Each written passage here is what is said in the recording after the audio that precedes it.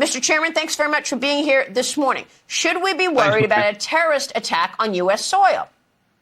Absolutely, we should be worried. I had Director Wray in front of my committee for our worldwide threats briefing, and he clearly said, that the open border has created both an increased risk for his agents who are now hunting these individuals inside the United States and certainly an increased risk to the American people. And he expressed a real fear and worry about what's happening inside our country. 294 terrorist watch list folks since this president came to office. Compare that to only 11 during the entire Trump administration.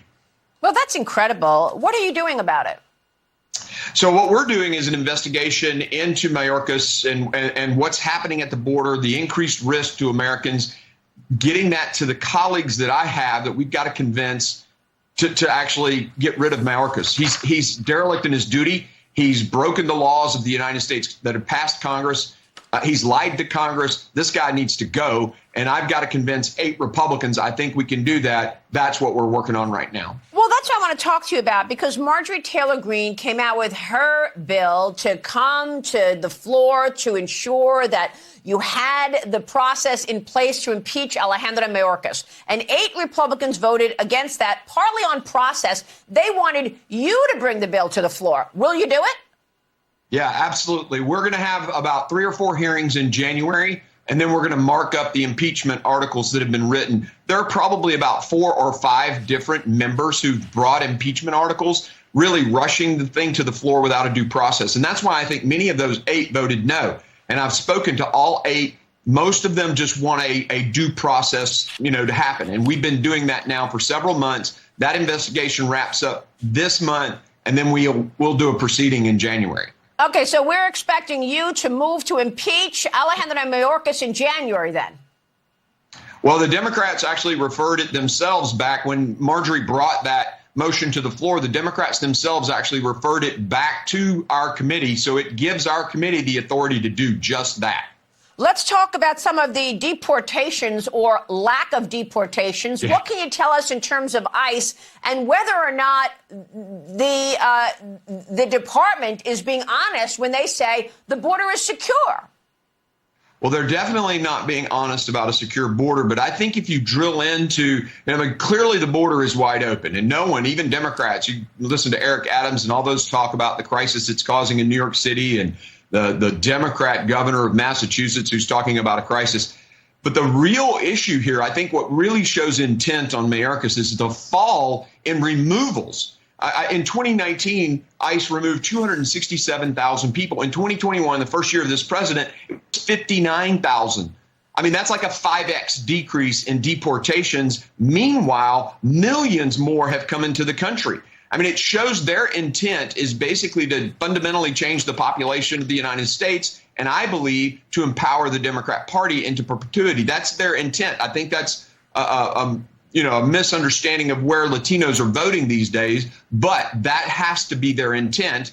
And they've put the American people at risk. Terrorist attacks, fentanyl, drug cartels. You mentioned the IEDs. I mean, this is a huge risk to the American people. They're willing to accept in order to change the electorate. Well, is there no sense of urgency whatsoever? Look what you're telling us right now live. Yes, we should be worried about a terrorist attack on U.S. soil. Yes, we've got would-be terrorists coming through the border. Yes, we've got drugs and human trafficking happening in plain sight. And where's the urgency here? So we've already passed a bill, Maria, back 7-8 months ago that would fix all of this. And the Democrat Senate is sitting on their backside doing nothing.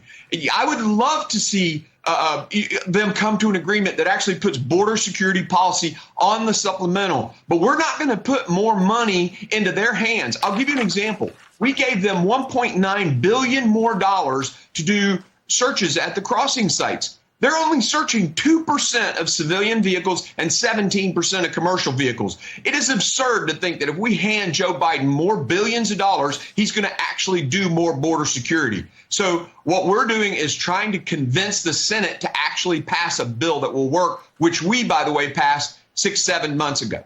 Well, I mean, also absurd is all these meetings that Joe Biden has with Xi Jinping as Xi Jinping undermines America. I've got to get your take on all of these Chinese nationals coming into America through the wide open border, because we're looking at the pictures, Mr. Chairman. They look like engineers. They look like military-aged men. They're wearing collared shirts. They're coming through the border. They certainly do not appear to be people escaping from persecution. So what can you tell us about this 1,000% increase in the number of Chinese nationals getting apprehended at the southern border?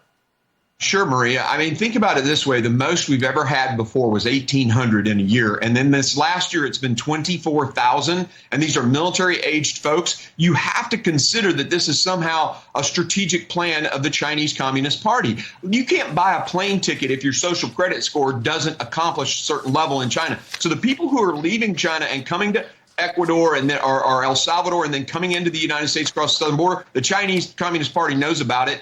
And they're probably, I mean, we have to consider this. This is what Russia did when it invaded Ukraine. Now, I'm not suggesting that China's trying to invade the United States. That's absurd. But if we're going to defend Taiwan, a division's worth of people here observing our military installations, observing our railhead movements of military forces to help defend Taiwan, potentially sabotaging those, railheads and things like that where we upload military supplies. I mean, that has to be considered. Yet Mayorkas doesn't seem to care. So hold on. Russia did this with Ukraine, and you're saying you think that Xi Jinping is directing some of these people to come to America to later become saboteurs? Just explain that for us. Yeah, I don't have the intelligence to suggest that that's a definite plan, but you have to consider it as a potential course of action.